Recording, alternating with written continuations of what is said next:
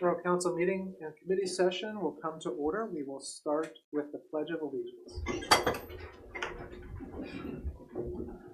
I pledge allegiance to the flag of the United States of America and to the republic for which it stands, one nation, under God, indivisible, with liberty and justice for all. Roll call, please. Here. Here. Here. Councilman Gary. Present. Councilman Martin. Here. Councilman O'Neill. Here. Mayor Ritter. Here. Councilman Travis. Here. Steve Myers. Steve Ness. Here. E.T. Wardle. Here. E.T. Arnold. Here. Public Works Director Laird. Here. Superintendent Peavy. Here. Manager Thompson. Here, ma'am. We have a quorum. Thank you. We will start tonight with our guest from Silver Spring Township. Good evening, everyone. Members of council, Mayor Ritter, Chief Myers, thank you for the invitation to be here this evening. I appreciate it. My name is Chris Robinstein. I'm the Chief of Police of Silver Spring Township. We are very fortunate to be your neighbors to the north, and we share a great relationship with the police department. We help each other the best we can through mutual aid when called, and sometimes when not, we try to help where we can. Tonight, though, I'd like to recognize, and slightly embarrassed probably in front of his wife and peers, Officer Kyle Chester. On the night of June 3rd, 2023, our officers were dispatched to a welfare check for a female who was to be in possession of a handgun and had been making suicidal threats. Officers arrived at the home, were directed to the second floor where they located the female in her bedroom, but she was locked herself behind the door and was to have weapons handy. Officer Chester responded to our request for assistance and came with the officers, putting himself in harm's way. While Officer Bailey from Silver Spring Township spoke with the female, she was extremely upset, angry, and clearly in a mental crisis. They tried to calm the situation the best they could, speak to her the best they could, when suddenly, without any warning, she opened the door. Both Officer Bailey and Officer Chester, without any hesitation or any fear to themselves, were able to quickly take advantage of that situation, rush into the room, secure her, and gain physical control of her, safely detain her while they continued to assess the situation. They did locate 2 loaded firearms beside her own bed. So what could have been clearly a dreadful situation for herself and her family was able to be calmly, empathetically resolved, and she was able to get the help she needed. But the quick actions of both Officer Bailey and Officer Chester likely saved her life in a time of crisis. His actions secured a positive outcome for the female and her family, and in this extremely stressful and very emotionally charged situation, reflected positively upon himself, but also upon all the members of the Department of Mechanicsburg Borough. So in honor of that, Silver Spring Township, he was nominated. It was unanimously approved that we would like to honor Officer Kyle Chester with our Honorable Service Award. And we thank him for his service that evening to us.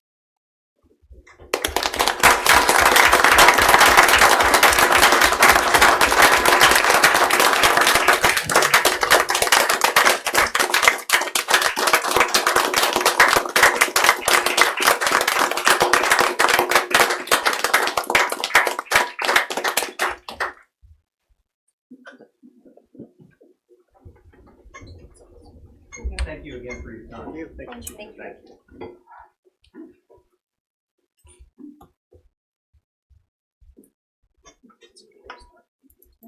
Moving on to approval of the agenda. Are there any items to add or remove from the consent agenda or regular agenda? I believe we have one. Mr. President, I'd like to remove the approval of the resolution 62023 from the consent agenda. Thank you. Any amendments or changes to the proposed minutes? Hearing none. All in favor of the, is there a motion for approval of the agenda? So moved. Vice President Anthony moves. Is there a second? I'll second. Councilwoman Agaton seconds. Any further discussion? Hearing none, all in favor? Aye. Thank you, and the agenda is approved. Moving on to citizens' comment. Is there any citizens' comment this evening?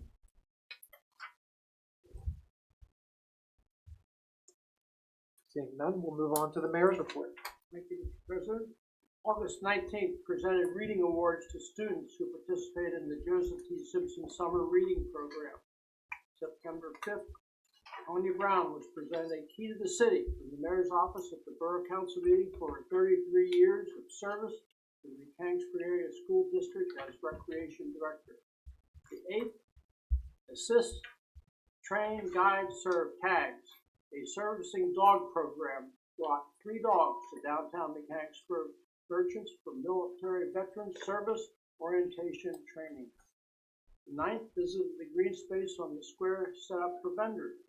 11th, attended the Navy Support Activities Patriot Day commemoration at the Navy's 9/11 Memorial. 12th, Joseph T. Simpson Gathering for the soon rollout of the public campaign. Renovation of the Learning and Book Sales Center on West Allen Street. 15th, Mechanicsburg Vietnam Veterans held a POW MIA vigil on the square. 16th, performed a no-charge marriage ceremony at the Union Church for family friends, Destiny Smith and Sam Masidi. 16th, Mechanicsburg New Year's Eve wrench drop chicken barbecue fundraiser at Royal Park. Thank you, Darrell Westby, for your time with this public event. End of report. Thank you. Thank you, Mr. Mayor. Moving on to the consent agenda, is there a motion to approve the items on the consent agenda? So moved. Vice President Anthony moves. Is there a second? Second. Councilman O'Neill seconds. Any discussion? Hearing no further discussion, all in favor? Aye. Any opposed? Consent agenda items are approved. Now we move on to the presentation on the active transportation plan by Marvin Ta and EPC Arnold.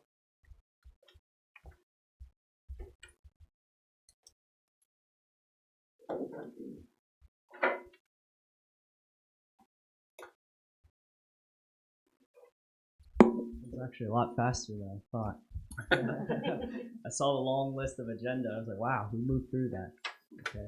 Well, good evening, everyone. My name is Marvin, and I've been working on the Mechanicsburg Active Transportation Plan with several of you that are sitting up there now as part of our steering committee. And I just kind of want to run through some of the things that we've discovered through this process, but then also at the same time, kind of highlighting some of the work that we all still need to do as a borough to continue to encourage more active modes of transportation.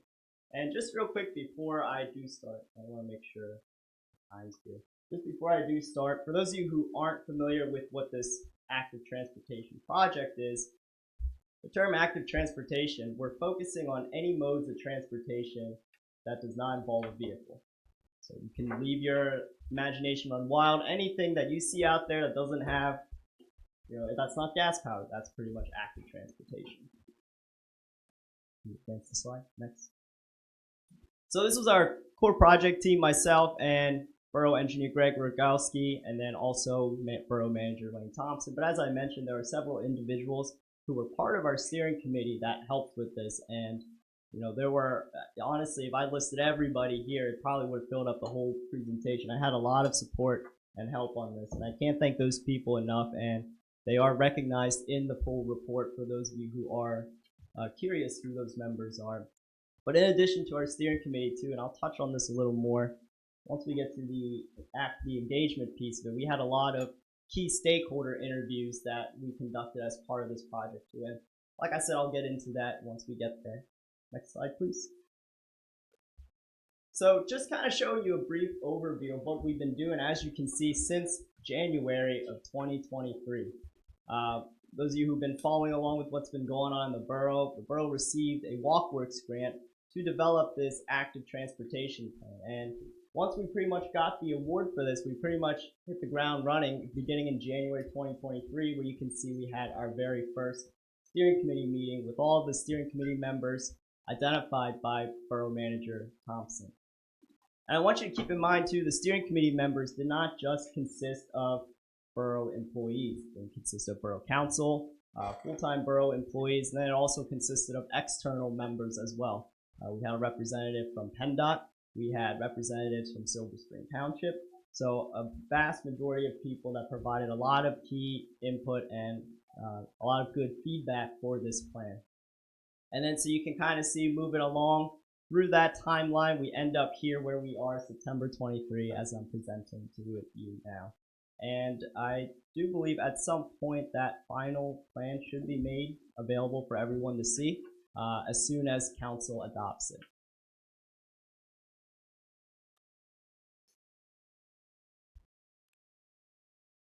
So where did we start with this active transportation plan?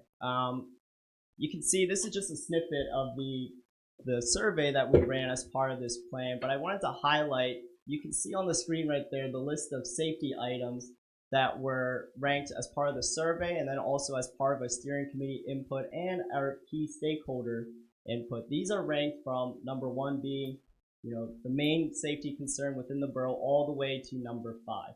Okay, and then you can see each one has, in addition to what the safety concern is, some of the more key items that should be addressed to kind of help improve safety. So probably no surprise to a lot of people, pedestrian safety still remains at the top of our priority list with key emphasis on maintenance related items and ADA compliance issues as well as pedestrian crossings, specifically the uncontrolled pedestrian crossings where there's no signals or stop signs to help with that crossing, as well as vehicle yield rates for pedestrians. Okay, and I'm showing you this graph to show you 1 through 5, but if you go through the report, there are a couple other survey questions that we ask people, things such as, yes, pedestrian safety is your main concern, but what can we do as a borough to help improve that situation? And a good bit of people say, more sidewalks and whatnot, but really the number one response we got from that is better maintenance of our sidewalks and upgrade ADA curb ramps, right? That was the number 1 item people asked for. Borough residents, borough visitors, anyone who may be coming across the borough. And the second one was enforcement, right? So just better enforcement, as you can see up there, better enforcement of pedestrian crossing laws. Okay, and then of course, as part of these key issues, the 3 big ones that were identified were the pedestrian, the bicycles, and the school zones. As part of this presentation, I highlighted just briefly on some of the projects that we've identified relate to those key items, the top 3 items actually. And of course, all of the countermeasures that we recommend are in that full report, both short-term and long-term recommendations. Next slide, please. And of course, we can't continue with this active transportation plan without actually showing you the vision that we've developed as a steering committee, and then also with the help of our key stakeholders, right? We actually, if you ask any of the steering committee members, we spent a lot of time on hashing out the right words that we wanted to use for this vision, right? And at the end of the day, if you're gonna get one thing right, I think you gotta get this vision right, okay? Your plan, like any other plan, is gonna be a living document. It's going to keep changing based on some of the needs of your residents that continue to change, based on some of the things that you start to implement. You're going to go in there, you're going to keep changing it. But the one thing that still remains clear and should still be the driving force of anything you do relate to active transportation plan is this well-defined vision. Okay, and just like to read it real quick. The vision is to provide a family-friendly community in which people of all ages and abilities can safely and conveniently access destinations through walking, biking, and accessible public transit options. This is one of the first things we actually developed as part of this plan, and from that, all of the projects came after, with all the goals that you'll see in the plan. Next slide, please. And with all the work that we put in, I also want to remind everyone, we had fun doing it too, okay? On screen here, you see some of our committee members that were out doing a couple different field visits with me, okay? And then the top right picture, that's one of the sessions that we conducted as part of our public input. Just to highlight some of the other engagement opportunities that were out there as part of our plan. As I mentioned earlier, we conducted that survey that was online and hard copy. for those that were interested in participating. We had nearly 200 participants on that survey. And then in addition to that, the top, as highlighted in that top right picture there, we conducted a day of in-person public workshop where people had 6 different times between the hours of 9 all the way to 6 p.m. where they can show up. I had a big map for everybody, and we pretty much just marked it up in terms of where the problem issues were and also some of the recommendations that people would like to see. And honestly, that was probably the most fun I've had with in terms of a public engagement session. I honestly showed up, I brought my laptop, and I thought I'd have a lot of downtime just based on past experience, but actually every single session from the 9 a.m. all the way to the 6 p.m., that's the 6 p.m. session you're seeing, we had people in every single session. So it's really exciting, at least for me, to see so many people care about such an important topic like active transportation. Then, of course, a couple of the other pictures you see, those are us conducting our field visits. The top left and top and bottom left pictures, we pretty much spent 8 hours in the borough, pretty much walking key areas where we've identified key safety issues, and that was also really fun as well. Next slide, please. So let me just real quick highlight some of the items that are discussed in this active transportation plan. And I'll start with that #1 safety priority related to pedestrians. So this is one of the projects that we identified as part of our active transportation plan. And so a lot of you probably recognize this. This is Allen Street and Walnut Street, right by where the Simpson Library is. So right now, this picture is showing you existing conditions, right? So what you're looking at now, you're looking at standard decorative crosswalk markings. And so things like decorative crosswalk markings, they look really nice, but when you think about the nighttime visibility and in terms of how visible that pedestrian will be, is not quite as good as compared to something like piano keys. And then in addition to that, you have the faded crosswalks that we see throughout the borough. And then also, when that maroon color that you see there, that's not a reflective color compared to white, which is reflective. And so, right on top of it, you might be able to see it really well, but then maybe coming from a couple hundred feet away, you're not going to see that crosswalk. And especially if you add nighttime and you add rain, snow, you're definitely not going to see it. But also, one of the key things you'll probably notice missing is any type of warning signs associated with that crosswalk. Again, I want to remind you, this is an uncontrolled crossing. And so we have a pedestrian generator like a library, so you can probably assume you're going to have more vulnerable pedestrians crossing here, like children. So it makes it even more important that you pretty much have this crossing up to the maximum visibility possible, pretty much. So if we go to the next slide, I kind of highlight some of the things, and this is a short-term solution. Of course, we have long-term solutions added in there too, but something where you can look at it, go out tomorrow and do it real quickly. Short-term items would be like I mentioned, the piano key crosswalk markings, increased visibility, fluorescent yellow-green signs, nice and high. In that way, and the signs itself are going to increase the visibility and delineation of that crossing way better than any crosswalk marking. Why? Because the signs have this feature, the retroreflectivity, right? I like to tell people it's no different than if you have a 4-way stop intersection, would you put just stop bars, right? You have the stop signs. Same thing with your crosswalks, right? You want to make sure you prioritize having those bright yellow signs, and then you have the crosswalk markings to supplement it. Because keep in mind, a crosswalk exists whether you mark it or not, because you have the connection from sidewalk to sidewalk. So having the signs is more crucial. So we identify a lot of short-term items in there, and then also some long-term items as well. So again, all detail in the report. Next slide, please.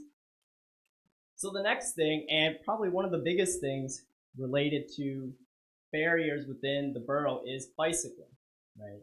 And unfortunately, there aren't any current existing bicycle facilities yet. We do have PA Bicycle Route J that runs through, but a bike route like that's mainly for commuters and for the more comfortable riders, not your usual recreational riders. And so one of the items that people identified was, how about having signed bicycle routes through the borough that tells people this is where you can go for a more comfortable ride. So through our steering committee and of course also our key stakeholder interview, we actually spoke with Lane, and I actually spoke with PennDOT regarding our proposed bicycle route, because you'll see some of them involve state routes. And I also spoke a lot with, some of you may know him, he's a on our steering committee, Brandon Hoover, I spoke with him extensively on what the best possible routes going through the borough are related to biking. So we identified a couple key north, south, east, west bicycle routes through the borough, and then each one of those routes we identified in terms of how stressful that route is. Whether it's a LTS, level of traffic stress 1, which is most comfortable, all the way up to LTS 4, which is the more stressful one. So each of those routes are detailed in the report. I'll show you a quick sample one if you go to the next slide.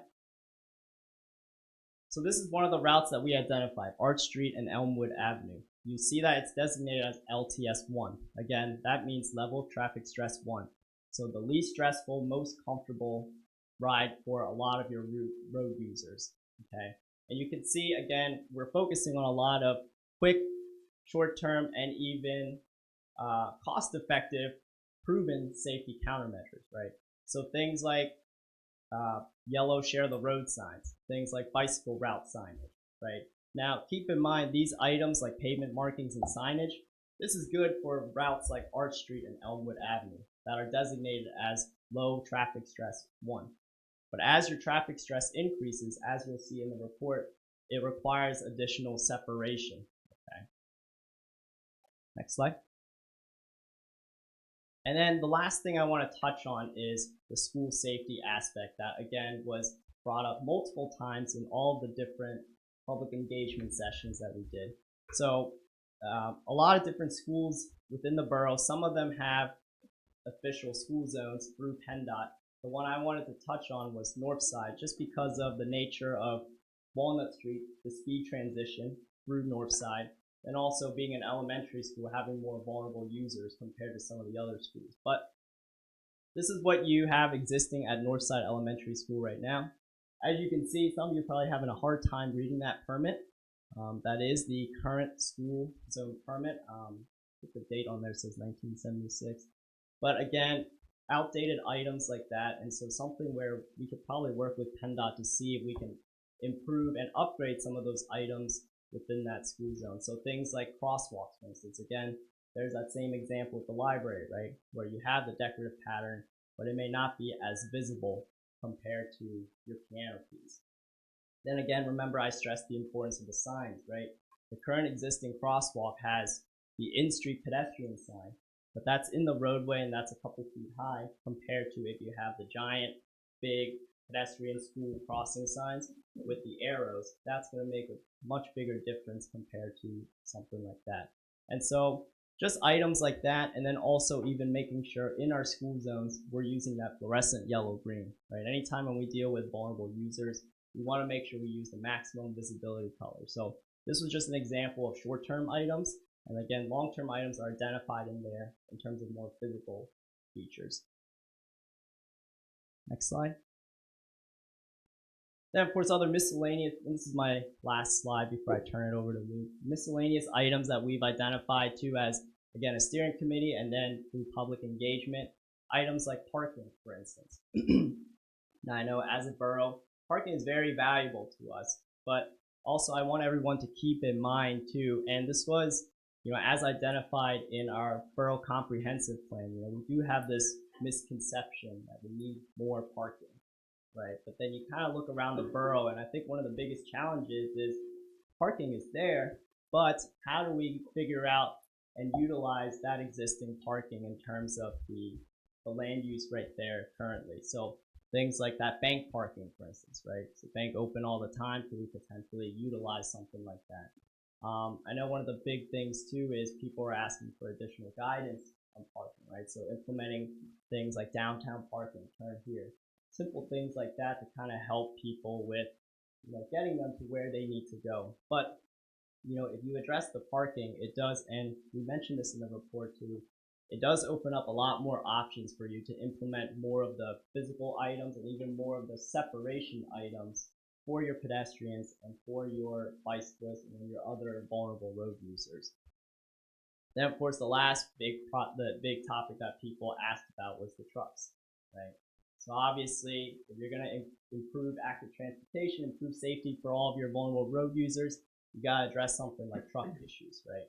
And so one of the biggest things that we identified is the inconsistency with the signage, right? Whenever you have inconsistent signs that don't comply, it makes it a lot harder for enforcement. And also, signs being not at the right height, it could have an issue with truck drivers potentially not being able to see the signs, right? And so we looked through, and there were some of them were missing, things like ordinances, things like that. So, just working on those items could, in the short term, could really help with that truck enforcement issue. And then again, that in turn would help improve walkability and bikeability within the borough. And of course, other items like street furniture. I was actually pretty surprised at all the amount of people that said we'd like to see more benches or simple things like more bike racks. Having things like that could help to encourage more walking modes, more biking modes, if people had amenities that they could use to help improve their walking or biking experience. And then just one last click. And I truly do believe Mechanicsburg Borough is a good place to live, but I think if we can kind of prioritize that vulnerable user with bicycles, pedestrians, all of our transit riders, I think we can make it an even better place for everyone to live. Thank you. I'll turn it over to Luke. Yes, so working with Marvin and Blaine, we created a potential solution on implementing all of the recommendations in this plan. So next slide. This is the proposed bike route map that Marvin put together with the potential bike routes. And next slide. This would be our proposed solution. So the working name right now is the Wagon Wheel Transportation Network, kind of a nod to the history of wagon wheel repairs in the borough. And the idea is to create an accessible, a safe, a convenient network of paths that connect residents to major points within the community. So the paths are going all throughout the borough, creating one full loop, and then intersecting as corridors throughout the borough. And with the safety recommendations in the plan, that would include adding the rapid flashing beacons at pedestrian crosswalks, bike racks, raised pedestrian crosswalks, curb extensions, all those things. And the plan we kind of created into 4 separate phases. So the first phase would be taking the recommendations that were made in the active transportation plan and executing them throughout this network. So identifying priority areas, areas that might need more of a path improvement, making it more of a walkable, bikeable path. The second would be wayfinding, so creating signage throughout this network to direct residents, let them know, like Memorial Park is 1 mile to the left. You can follow those signs to reach those areas within the borough. And those signages would also be at our entrance and exit points in between municipalities. So Silver Spring, Monroe, as they're entering the borough, how can they get onto this network to maneuver through the borough? The third would be the safety improvements. So all of the recommended improvements that were in the active transportation plan, really creating the network to be a safe transit option for pedestrians, whether they're walking, biking, rolling, however they're maneuvering not via a vehicle. And then the last would be path improvement. So taking the current conditions of sidewalks of existing areas and making them more of an ADA accessible standard for people to travel. So that would be the 4 phases of the project. And again, this would create a network that's connecting residents to their homes, to schools, to green spaces, to Legacy Park, to the downtown area, shops, stores, grocery stores, as well as connecting off on the left side to the South Mountain Trolley Trail, and having that be a part of the trail as well. So this plan would be the way of implementing a lot of these recommendations. And it just so happens that there was a grant that was available for this type of improvement project. So that grant was through PennDOT. It's the Transportation Alternative Set-Aside Funds, TASA for short. And that project is extra funds that PennDOT has for improvement projects for pedestrian safety, for roadway improvements. So we applied for this grant that was due last Friday, and we applied for $400,000 to begin the implementation of this project. And I believe the info paper on this was in your packet with the budget breakdown. But the idea is that this $400,000 would allow us to get through the first 3 phases, which are the most crucial in creating an established network. For path improvements, the phase 4, that's going to be the most expensive of the 4 phases, and that can be ongoing funding that we can apply for after this is already an established network that residents can use. Yeah, so that's the wagon wheel, and hopefully we hear back from the grant and it's in our favor. Council have any questions for Marvin or Sue?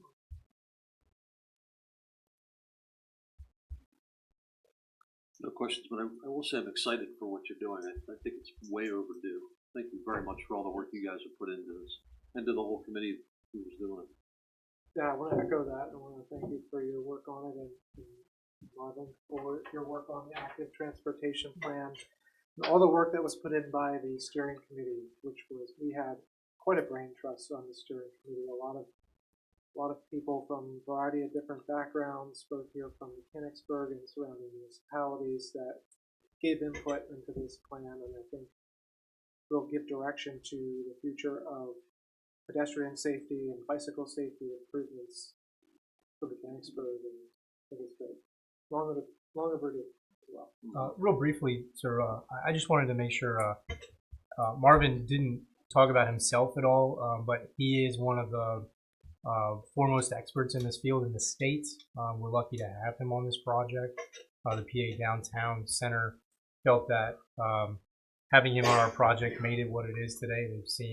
They've seen better and they've seen worse, but because Marvin was on the project, they knew that our project would turn out as it did. So thanks to Marvin, we're just happy that he came from our own in-house engineering firm, and so he gets to stay with us for a number of other things that he's not really even aware of yet. So thanks to Marvin for being part of this as well. Congratulations. I want to also say that credit to the borough staff for implementing elements of things that were discussed during these meetings, such as the need for new markings on our crosswalks before this plan was even finished or adopted. So, credit to the borough staff for doing that, for also expanding the network of crosswalks within the borough.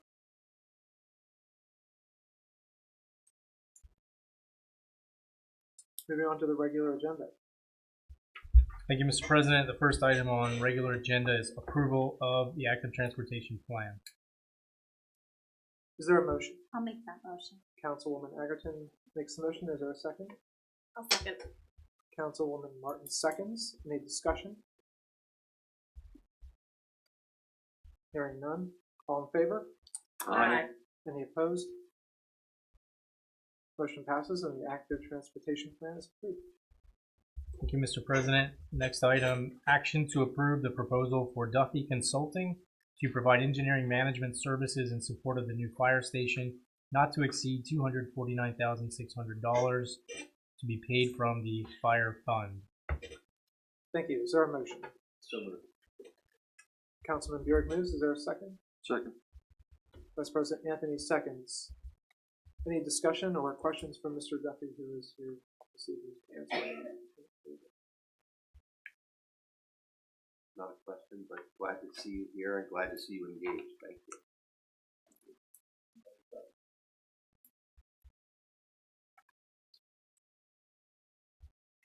All in favor? Aye. Any opposed? Motion passes. Thank you, Mr. President. Next item, action to approve contractor Mr. Rehab to perform CIPP lining in the Blackburn Village Basin. Is there a motion? I'll make that motion. Councilwoman Egerton moves. Is there a second? Second. Councilman O'Neill seconds. Any discussion? Before you have any questions for Curtis, I did ask Curtis when he first brought this what the kind of basic rule is for bringing these items to council. It was approved in the budget, however, it is a large expense, and so it is in the budget. We're just really making you aware and then asking permission to execute those funds. Thank you. Any questions or discussion? Hearing none, all in favor? Aye. Any opposed? Motion passes. Thank you, Mr. President. Next item, approve renewal of subscription that allows remote access to the Your Speed Is signs at a cost of $3,000. Thank you. Is there a motion? So moved. Vice President Anthony moves. Is there a second? I'll second. Councilwoman Egerton seconds. Any discussion or questions for the chief? Question for the chief or for the borough manager.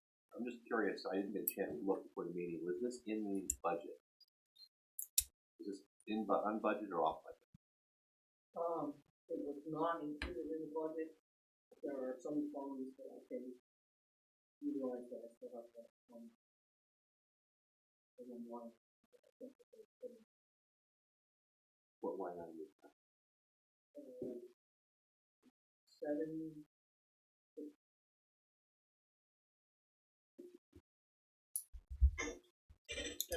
Minor machinery. There's some left to do.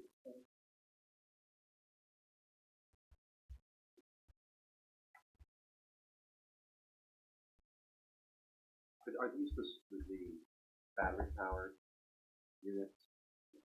You know, it's funny, I'm probably just not remembering, but I don't remember there being a subscription associated with that equipment.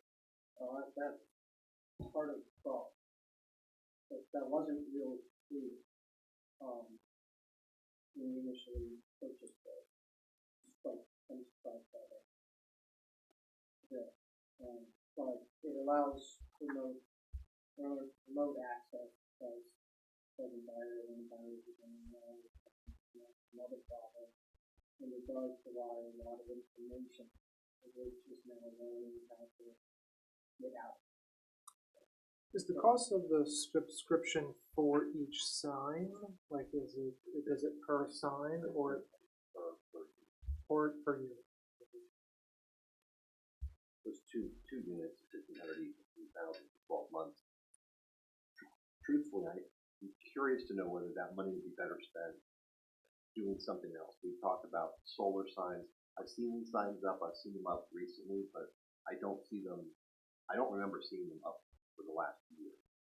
And I'd be curious to know what kind of benefit we're getting. What does Sergeant Dyer do with the information? Right now, he's not compiling a whole lot of it. The biggest thing is the remote access to get in there and find out, if the sign goes, what the batteries are, level is, and you can turn on certain focuses from so yeah, they've been out and around, but they've been separated. One is one place and one is the other place. The others where they are. But yeah, they've been there. They've been separated there on Main Street. I saw them on Main Street. I assumed that was connected with changing the speed limit. Out of the last 12 months, do you know how many months it actually been in service?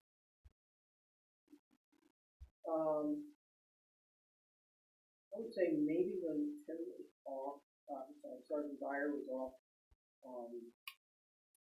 for a few months having surgery, that would be when you would not. He's the one that takes care of them, ask her out if you need to put them off. So I think he was like the last year before we were off. There's nobody that covers that duty. We thought that there's going to be some of them have to be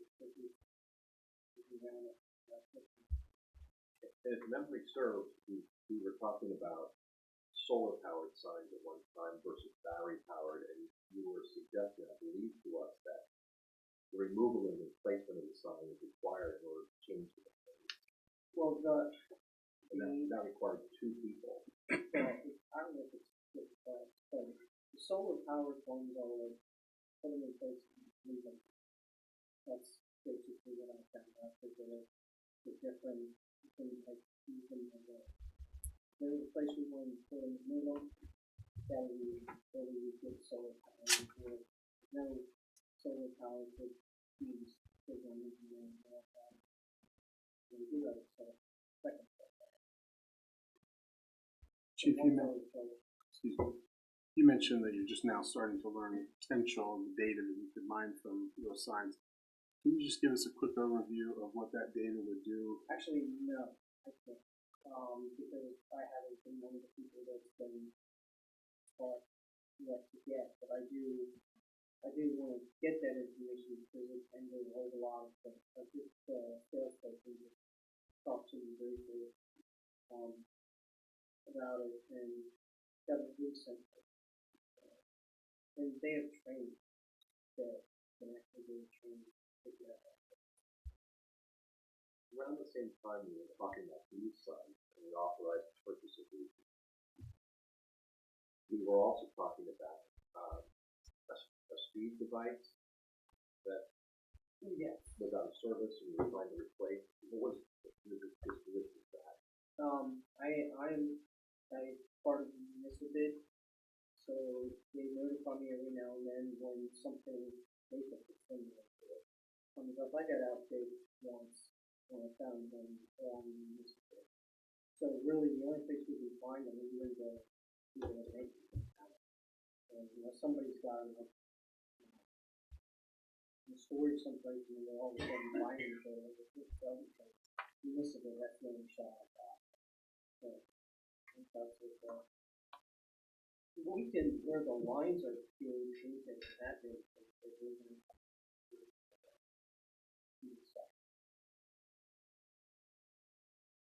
I think for me, I listened to this wonderful presentation we had on the active transportation plan, and we heard fairly strong sentiment that enforcement was a major issue. And I'm curious to know whether, while it's a relatively small number with regard to our total budget, I wonder if the $3,000 is throwing good money after bad.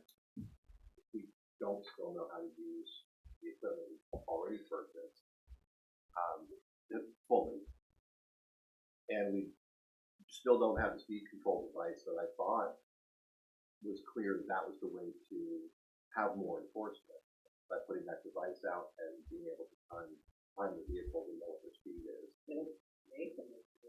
No, I understand.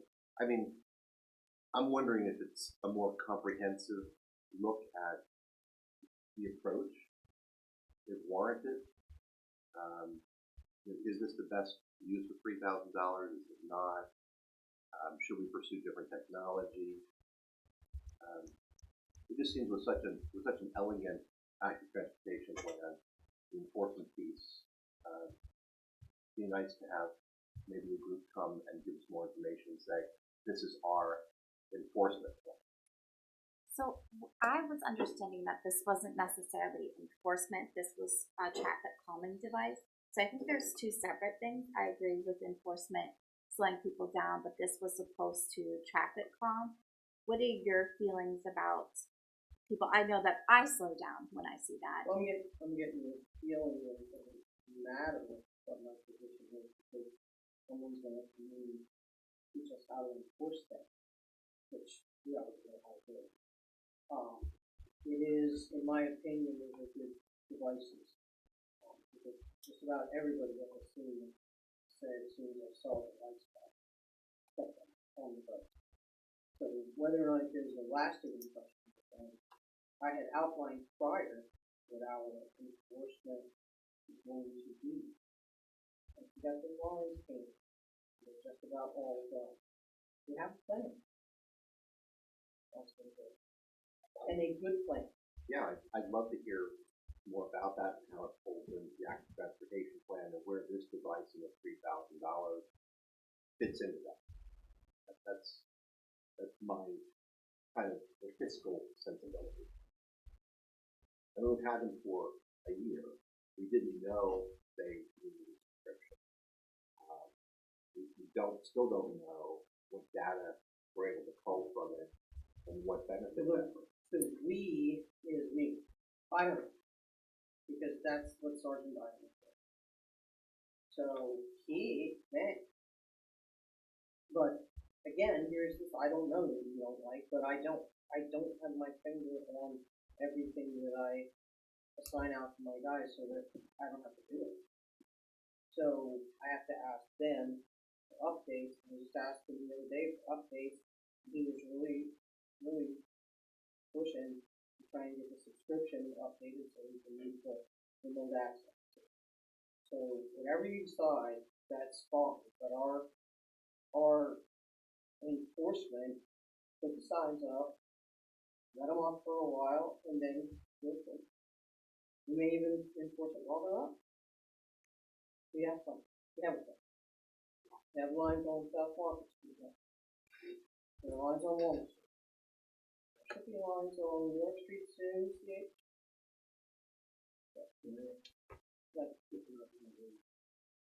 So then my next question is I know that we've moved the signs around in different areas, problem areas.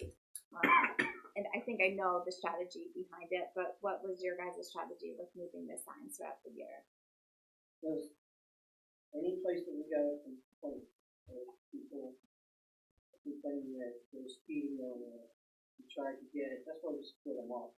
We tried to get one of those signs put there so we would be able to know, I mean, the people would be able to know they check that as well. And if we don't do the subscription, would we still be able to use the signs? Is it the subscription just for the remote access, or? Yeah. Okay. So the subscription could be renewed at any time. Are you advocating that the sooner we do it, the more data and the more efficiency we get out of them? Is that the proposal? Yeah. So one of the questions I have that I know tonight you're not prepared, and that's fine. You have someone who's working on that.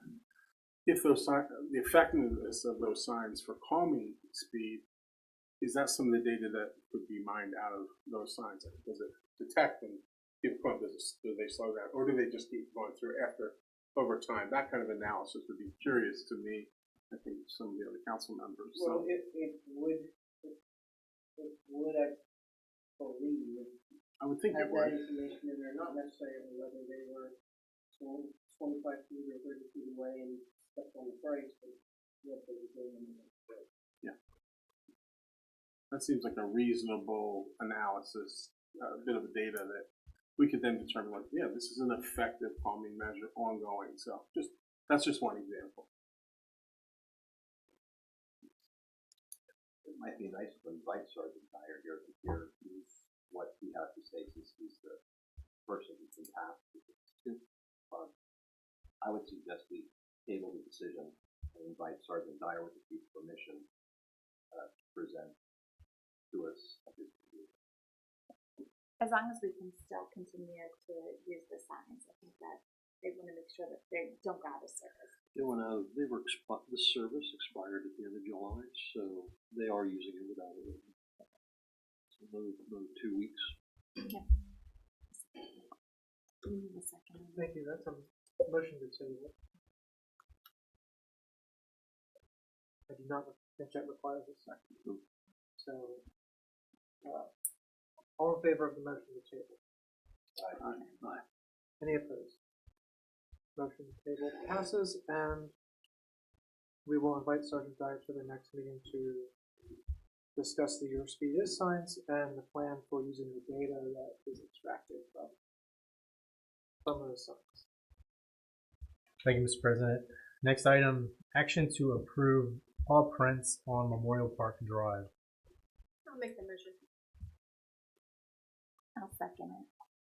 Councilwoman Martin makes the motion. Councilwoman Agerton seconds. Is there any discussion? Who's painting the paw prints?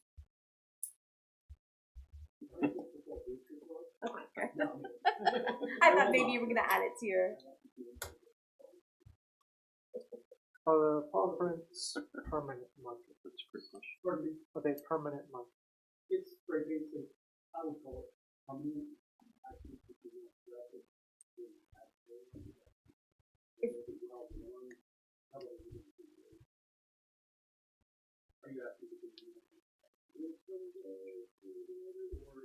I'm asking because in the past we have denied or booked. You know, we have not allowed permanent markings. We have requested that not be done, but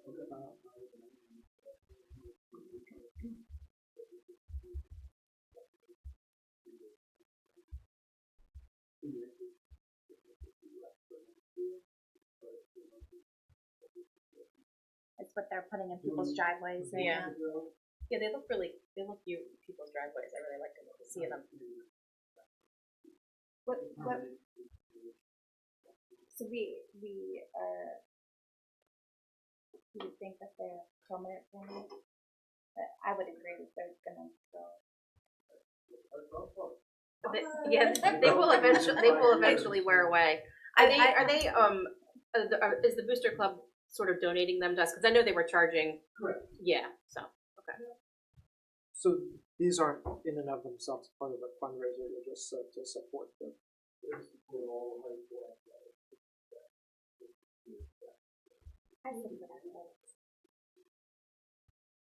Yeah, I don't think it's a matter of not wanting to support the athletics.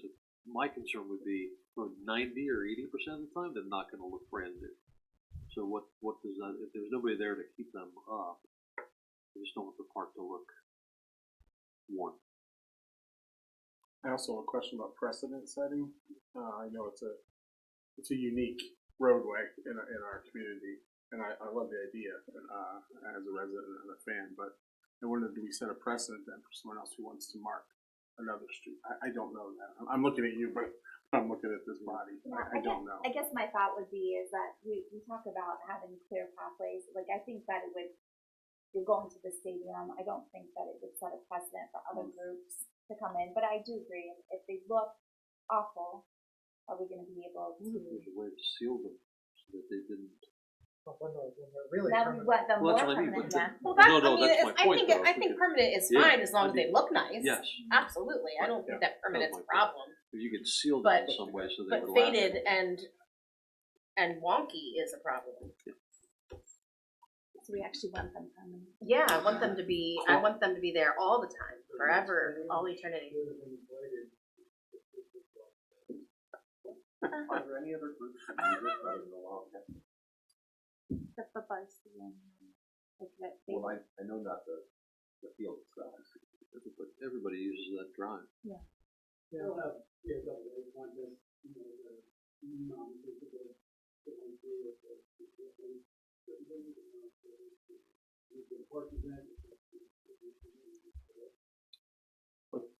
I don't see that as an issue. No, they all see the big Wildcat when they get there. Yeah. So.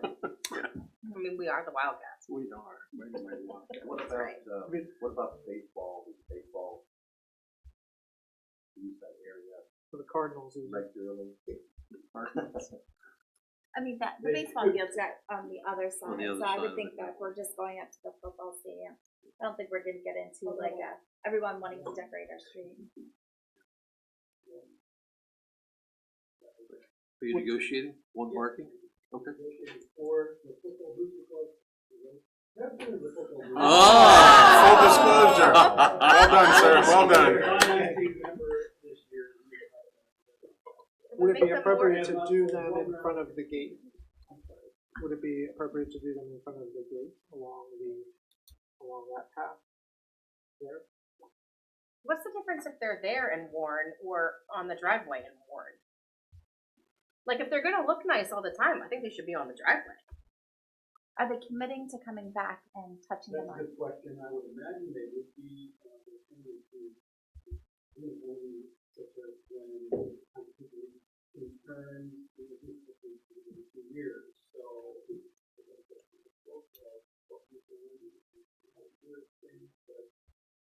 How many many prints exactly would be done? 13? 13. They've got 13 on this map. Their information. I got one in my driveway, it's 20.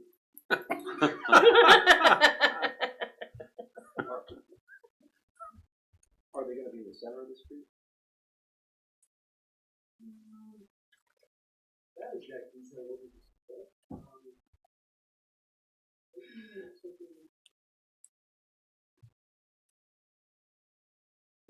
That would be there.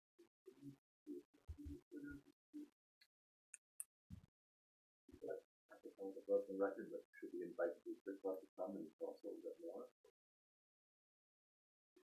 We're well into the season. They have more. It might keep marital harmony to.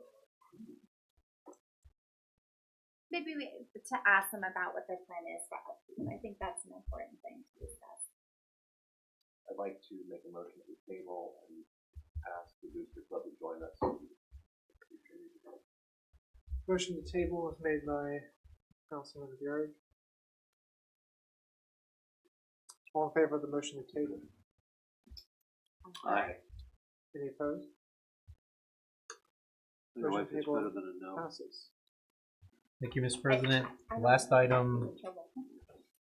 Mr. President, approval of Resolution 06-2023 in honor of John Anthony being named Downtown Mechanicsburg Partnership Person of the Year. Yes, and as I understand it, Mr. Anthony will be abstaining from this vote. Which is why I asked for it to be removed from the group. That's what. Yeah. You don't have to be public. Is there a motion? And you can't make this I'll motion. make that motion. Second. Councilwoman Agerton moves. Councilman O'Neill seconds. All in favor? Aye. I I can see abstain. why. And then one abstention. Moving on to committee meetings. Borough manager's report. Just a couple of things, sir. I did submit a written report and it's available to the public. A couple of things to highlight from that report briefly. We have been working with Cumberland County Housing and Redevelopment Authority, particularly Michaela Kitchen. We have entered one property into the Cumberland County Blighted Property Reinvestment Board, and that property has been accepted into the process. I appeared at their meeting this week, or last week, and they did approve that. And that's 421 West Simpson, for those keeping track or who don't have the manager's report. We decided to do one. We have about 6 on deck to go through the process. We decided to do one so that we could work through the process and make sure that we understand how it works and how much effort it's going to be from our office to get through it. So far, so good. Mary Kuna over there and Michaela very good with communications. So I expect it will be it is a long-term process. It's not a quick turnaround to these things because it involves a lot of correspondence and waiting periods and that sort of thing. But like I said, first of probably about 6 that we've done. Can I ask a question before you move on that? Yes, sir. Curious, what is the end result that we believe will occur because of The end result is really a resale, and then to someone who can take it and either start over on the property or renovate and sell or rent the property. So the monies that were collected, I believe, through real estate sales, that is being used to get it through the process, not to do work on the property or to get the property in Right, it's totally different process to apply for grants to do work on the property. But right now, the biggest advantage is that one of the options is resale through the county's land bank that would put it in the hands of someone to make progress on the property. Which is exciting because it's in the historic district, which is a beautiful property if someone will come in and have the right investors. Yeah. So So more to come on that, and then we'll also be a little bit smarter on the process as we go through. Next item, briefly, I know the council is aware, but for the public, I put a link in my report to a website in Wilkesboro Town, North Carolina. That is a town that's using the software that that the council approved for purchase last meeting, and I wanted to make sure that the public could see what that looks like in real use today as a preview for what they'll see in January when we have that online here. And that's in the report. The last thing, Councilman Anthony, you brought it up before, unclaimed property. Our staff has actually applied for to claim 9 property files through the State Treasury Department's unclaimed property. But I would encourage everyone in the public to do the same.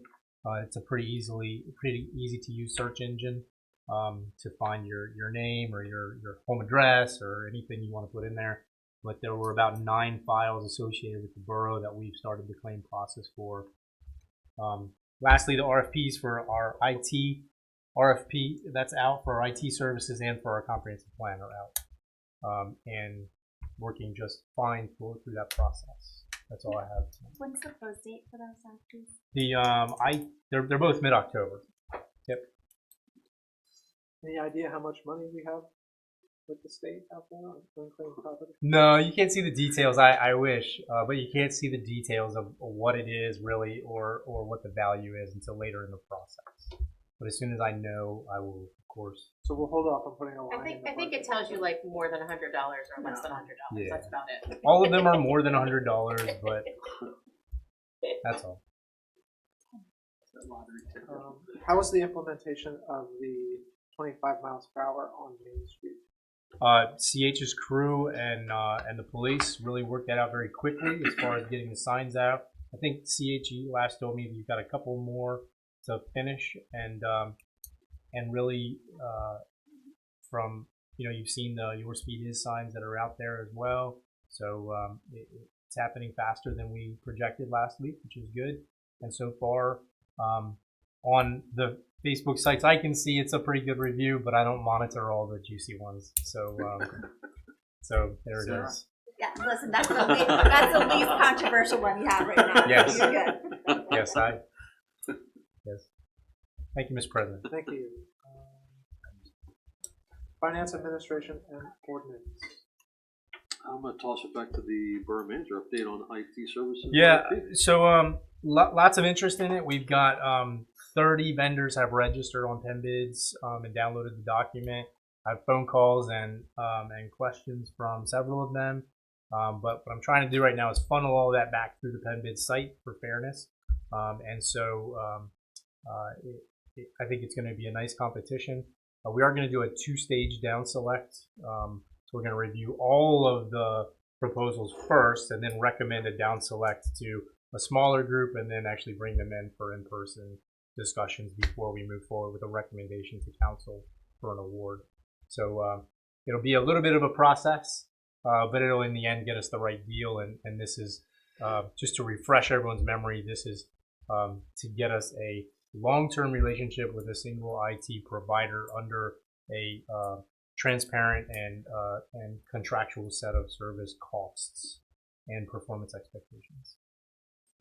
Will be required to take the lowest bid. We are not. We are not.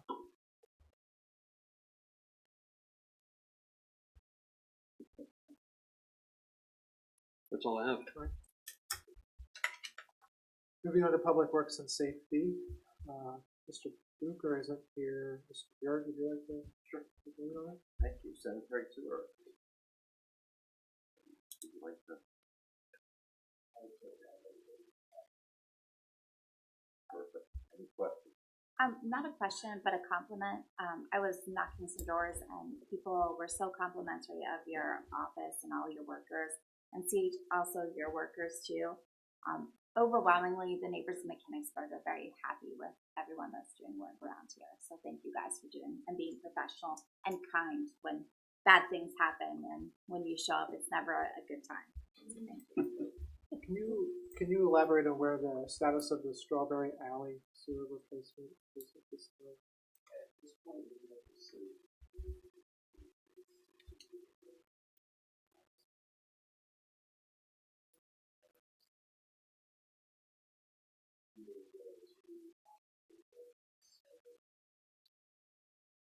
The work could be done.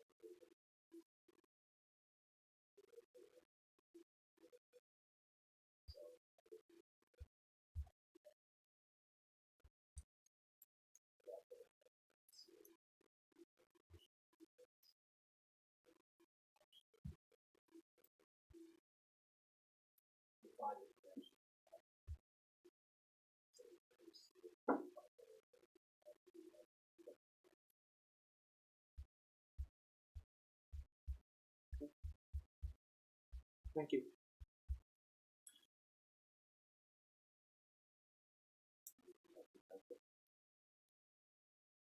Thank you, sir. Mr. Lynch, what would you like to share? Let's get out there and breathe in the air. That's a great report. If you want to see some road workers and that, you're out there.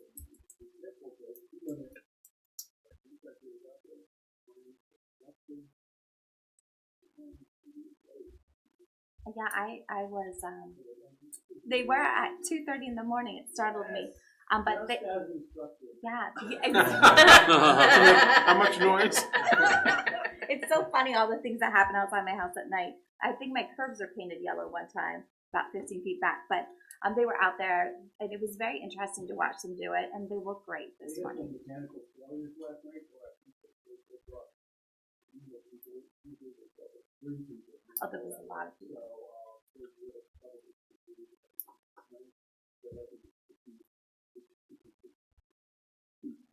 Do you have any plans to do more yellow curb painting? I hope to, yeah, I think it's kind of continuing our morning AM functions with the temperature dropping in the morning. So I think we're top yellow for the first 2 to 3 hours, and then keep following white being on the street, so there's not too bad. Where are you at right now with white? Like what section of town? Yeah.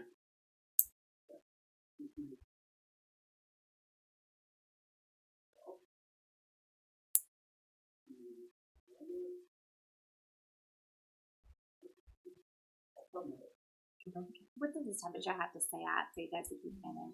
I know it's good. Hopefully that's another thing that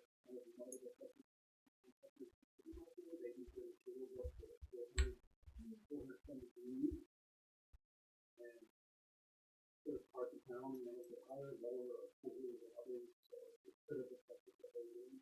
But they say that the ambient air temperature must be about, the target says 48 degrees. I said 55, because it was 54 degrees.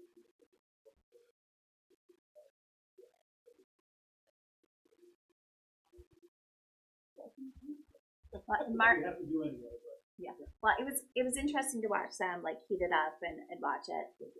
I'm a little tired this morning, but Marvin, they are piano key crosswalks, so it's super exciting.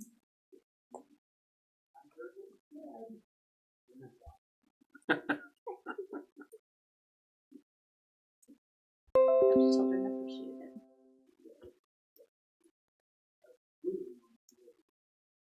How did the closure of the pool? Portions of it have been done, because it has been shut down.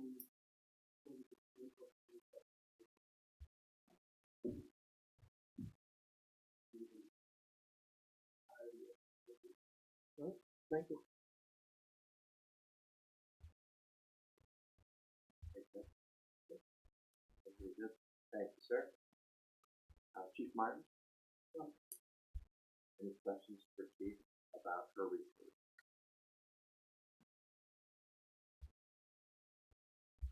Okay, Chief, next. Our Chief's report. Tonight, I'd like to serve the approval of the consulting group as my report.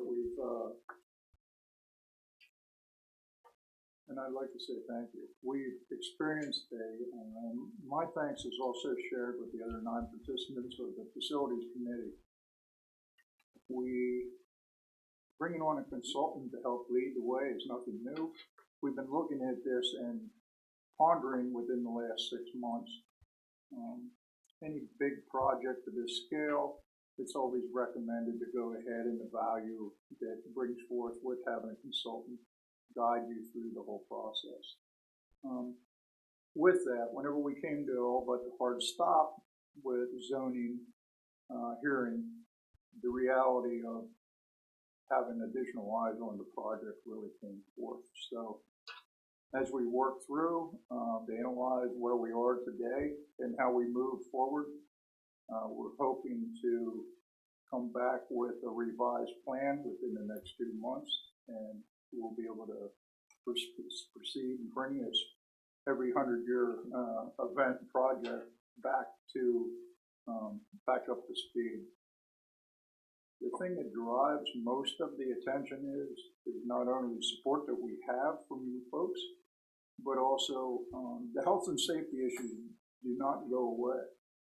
And for us to retain that level of ownership of the end user and try to make it a better world for them and also the public is that's in the forefront. So I do appreciate, thank you so much for supporting that, and we'll have good news, I'm sure, for the future. Thank you. Great development. Thank you. Any questions for the chief?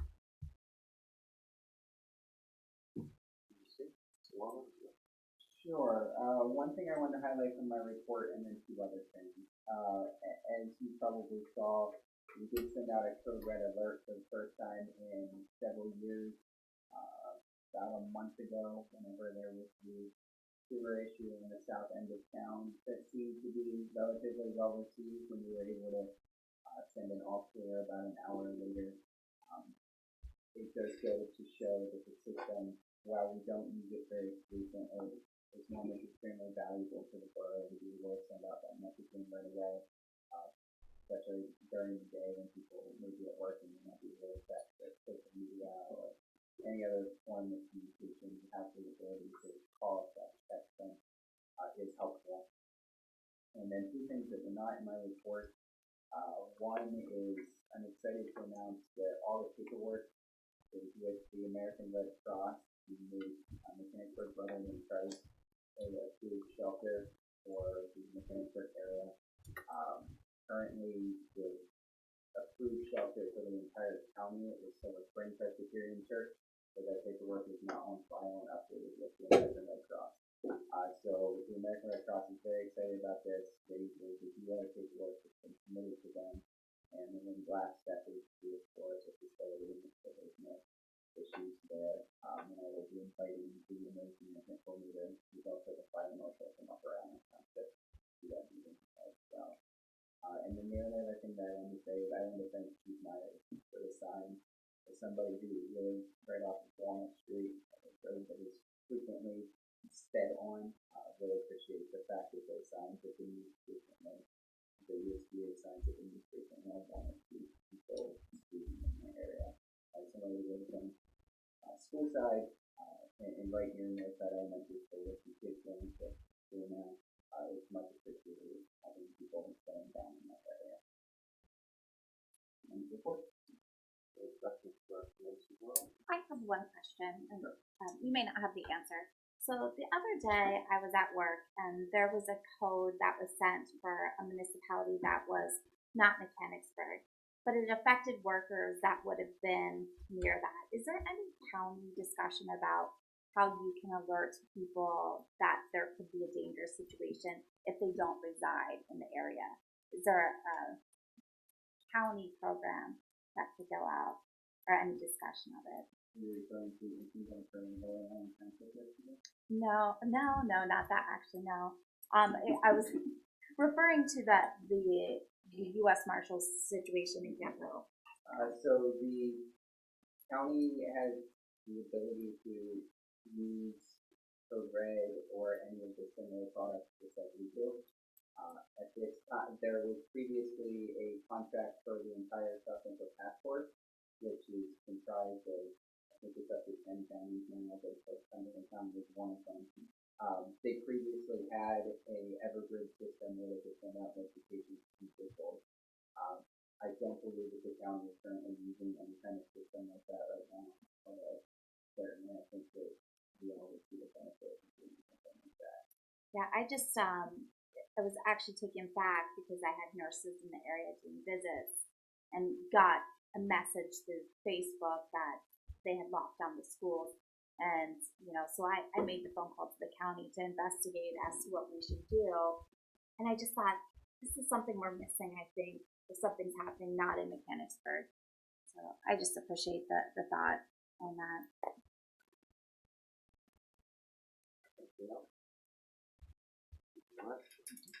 At the end of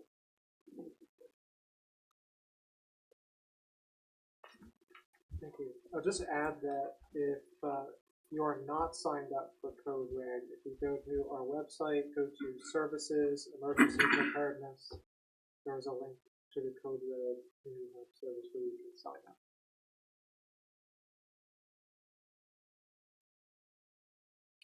Moving on to municipal and community outreach. Yes.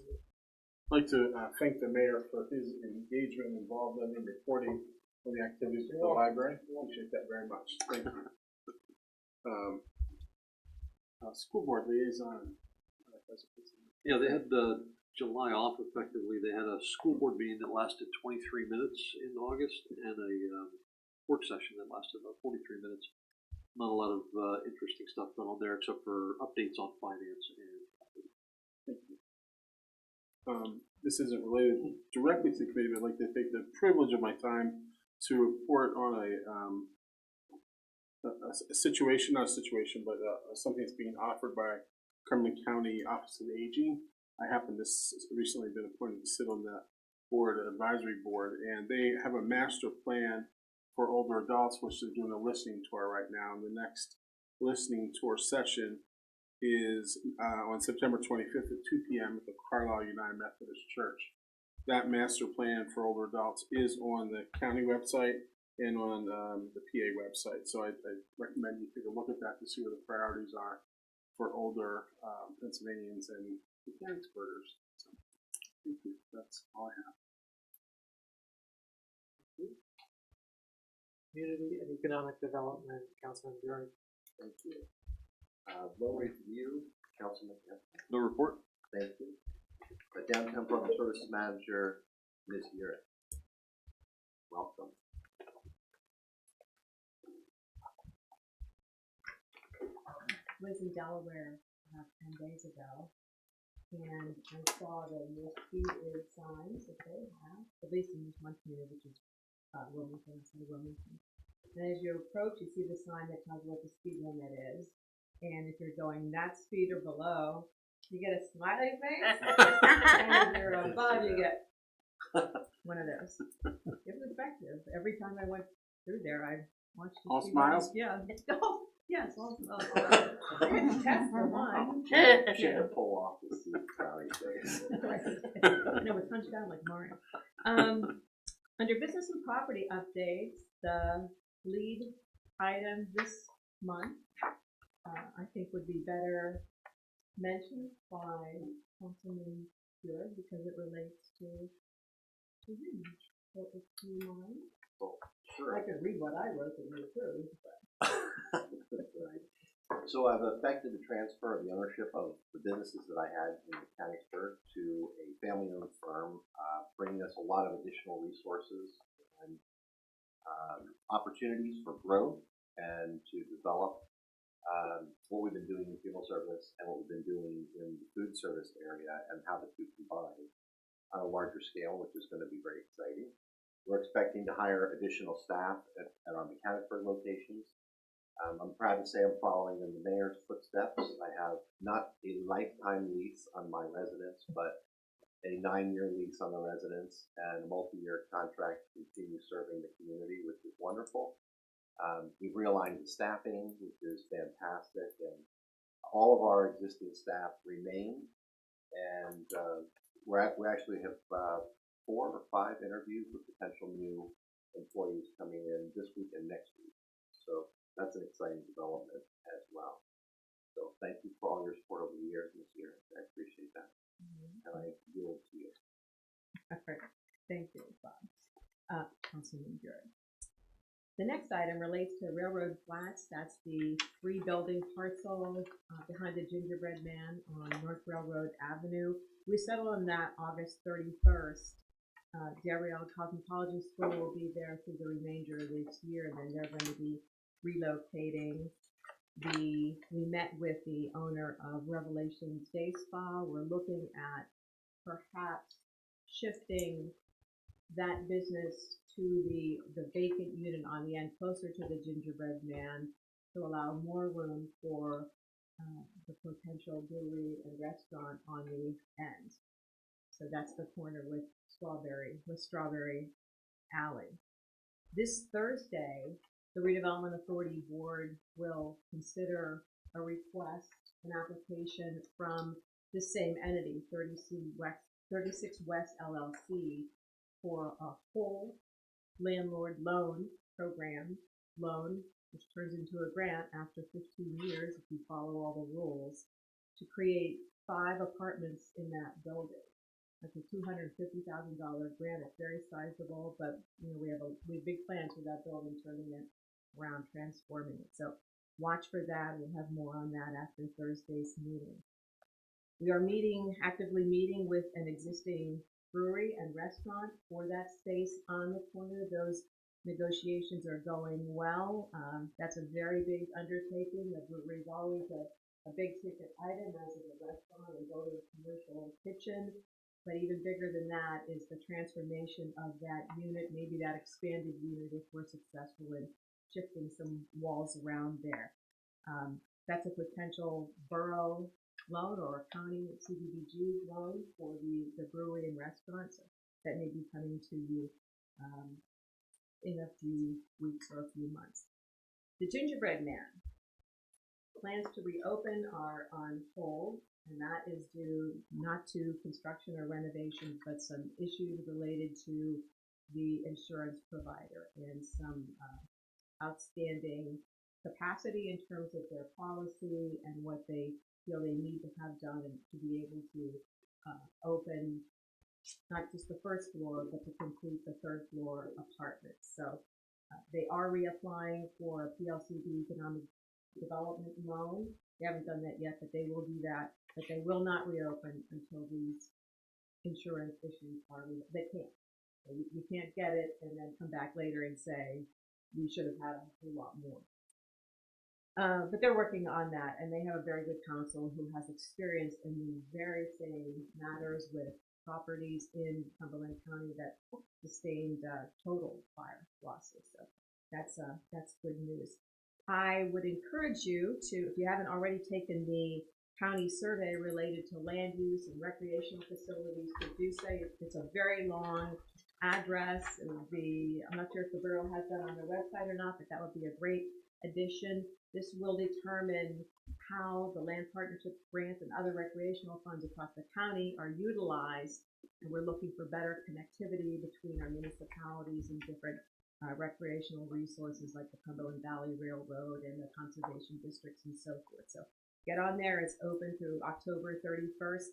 There will be no land partnerships grant program this year, but the monies that were allocated for this year will fall into next year's program, so we'll have probably twice as much as we would have this year. And again, that's been utilized by the borough several times in the past. I featured one of the properties or projects that we've done in the past, one of the winning welcoming storefronts, and that one is what was a condemned property at 207 West Main. The borough provided a loan for the construction of an apartment in what had been a single-family home, and then it was utilized for displaced business and Cristiano Winery, and now Totem Pole Winery, which celebrates 1 year in business at this location. So we provided, the borough provided a loan for that, and we had several about face grants that were provided to the original building owner, not the original, a building owner, and then the 2 businesses that followed. That's what I have. Anything for me? Quick question on the cider railings news in your report. Can you expand on that slightly? No. Was there a particular reason for the closing? I don't know for sure. I won't comment on it. I know I spoke with Nick, the owner, about a month and a half ago, community. And he expanded the Lemoyne business. That's a very small unit though. They don't have the kind of kitchen they did at this location. This building was sold a little over a year ago. And immediately one of the smaller tenants who had just moved in was displaced. And that's where High Rollers is located now. But there are 2 other available units in that building. I don't know. I know that Matt Keith was working with someone related to this project, and he was unsure as to what the plans were, but someone had inquired about something or other. I don't know if their lease was up. I don't know if they. How long did they own that? Well, he wasn't the original owner. No, that was second or third. No, the Ziders owned it, and they sold it to Nick. Okay. The one in Lemoyne, the Ziders sold many years ago, and this person, Nick Rafi, bought it, so he owns the Lemoyne store, which they just expanded their hours. Will they I'm deliver, sorry, I don't will they know. deliver to your house? Would they? Yeah. I have many of those here. There's plenty of pizza pockets. I'll find out. I haven't contacted the litigation yet. I'll find out. Any questions for Ms. Yerrick? Thank you very much. Great report. Planning Commission, Mr. Manager, anything to report? Nothing. And I have nothing. Anyone have anything for planning? No. Barb Liaison, Councilwoman Aggregate. Yeah, we have 2 big events coming up. October 7th, Mugs and Music. So we will be having lots of bands, some new bands downtown. We're excited. Rivers Band will be the big draw, and then some local musicians coming in. And then, of course, beer, because you can't have a mug without beer. So please come down. It'll be a fun event, support the partnership. And then on October 12th, of course, we're going to be honoring Councilman Anthony. But if you haven't got a ticket yet, I don't know that you're going to get one, because I'm hearing rumors that it's almost sold out. So congratulations. There's 5 left, yeah. Oh, no, 3. So, yeah, there's 3 tickets as of last count, but yeah, we're really excited, and we are continuing to bring new members on every month. I feel like we have a new guest that's coming in and asking to join, so lots of great stuff happening at the partnership. Thank you. And Councilwoman Aggregate about Barb. You saw we approved a lot of stuff. We continue to do a lot of education with our neighbors and talking about it. Also just trying to get information up on the website to help people, but I think Barb's going in a great direction right now. Mr. Manager, anything for the comprehensive plan? Yes, sir. So I mentioned the RFP is out. I've met with quite a few vendors to talk through the RFP. It is a pre-awarded multi-award contract with the county, so I'm meeting with all the vendors before they propose. Working very closely with Kirk Stoner to stay aligned with the county as they start to go through their process as well. So right now, everything is on track for us to start as planned in February, and looking forward to it. So the next thing that you should see from me is a recommendation package for a contract award in probably late October, early November. Very good. Everyone's interested, and everyone responded. Everyone's interested, and really we're looking at some unique approaches, and also cost plays a factor. Any questions or comments on the confidential plan? Big project. No. Thank you, Mr. Manager. Mr. President, that concludes the committee. Thank you. Property Parks and Recreation, Councilwoman Watson. I just want to thank Lori Weber for nearly 3 decades of service to the borough, the recreation board. The next rec board committee meeting has been canceled. The rec board is sort of undergoing re-examining their mission to best support the Mechanicsburg community with events or other things like that. So there are quite a few openings right now on the board, and we're sort of, if you want to hit the ground running with a new and reinvigorated rec board, now is your chance. Feel free to let Manager Thompson know about your willingness to serve on that board. Other than that, update on the procedure for the sale of the Borough property. Yeah, briefly, two things. First, talk through a couple of issues with Solicitor Cassidy. He's offered some guidance, but I'll let Solicitor Kravitz speak to any questions about the sale procedure.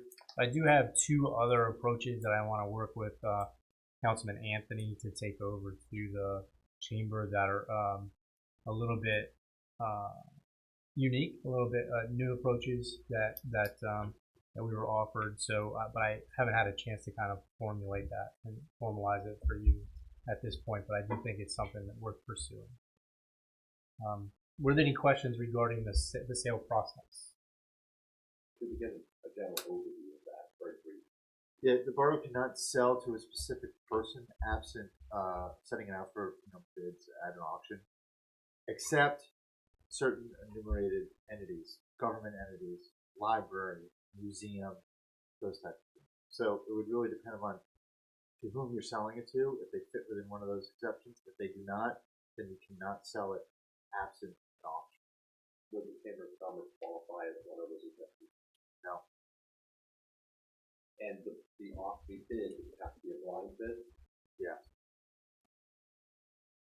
Well, that answers some of the questions with the last time. Thank you.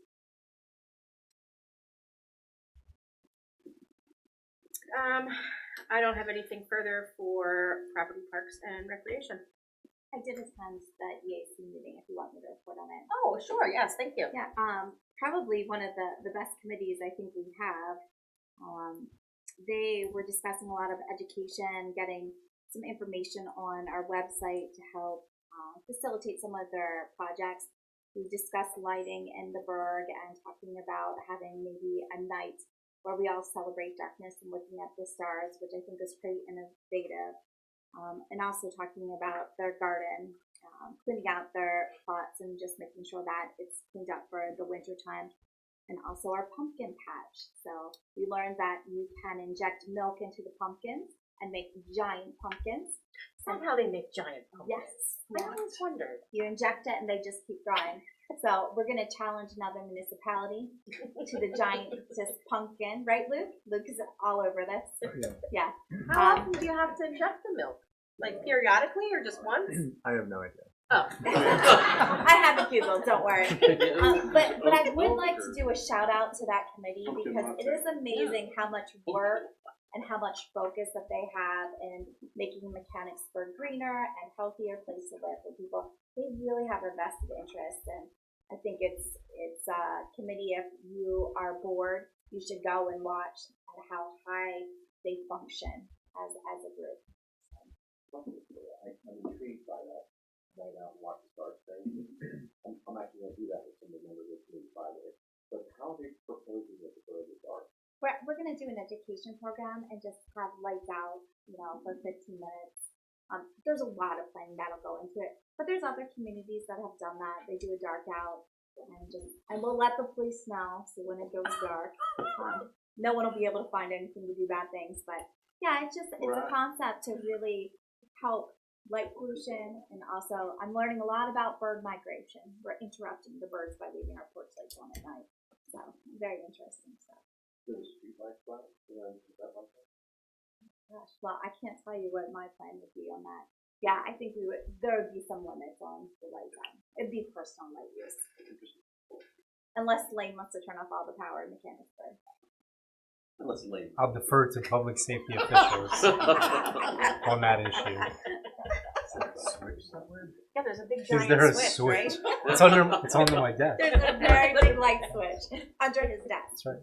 Yeah. So thank you, and that's what they're working on. Just lots of great stuff. Awesome. Thank you very much. That's it. Personnel committee. I have nothing to update. Moving on to citizens' comment.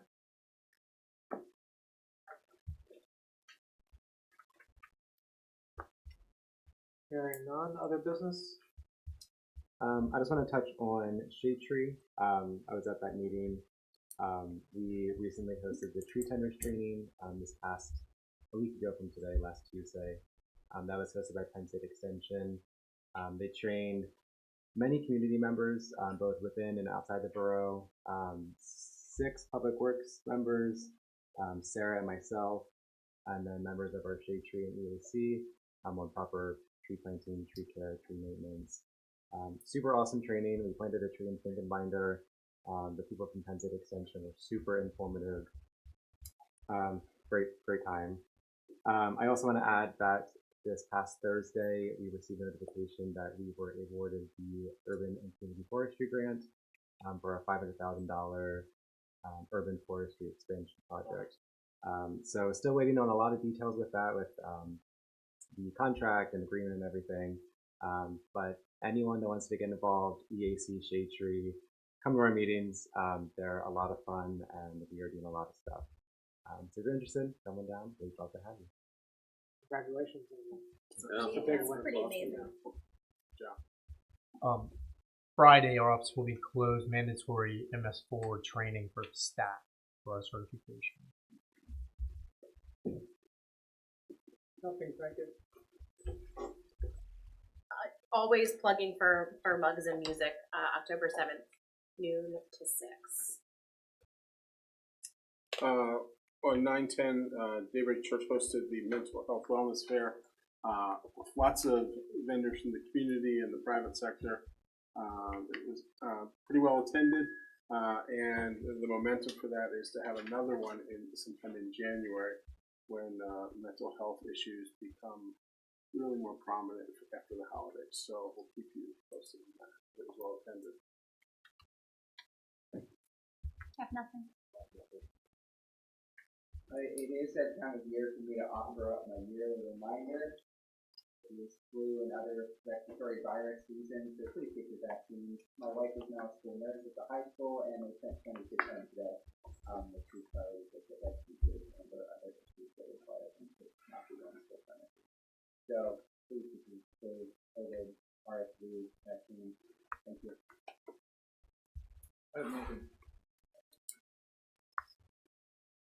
For sure.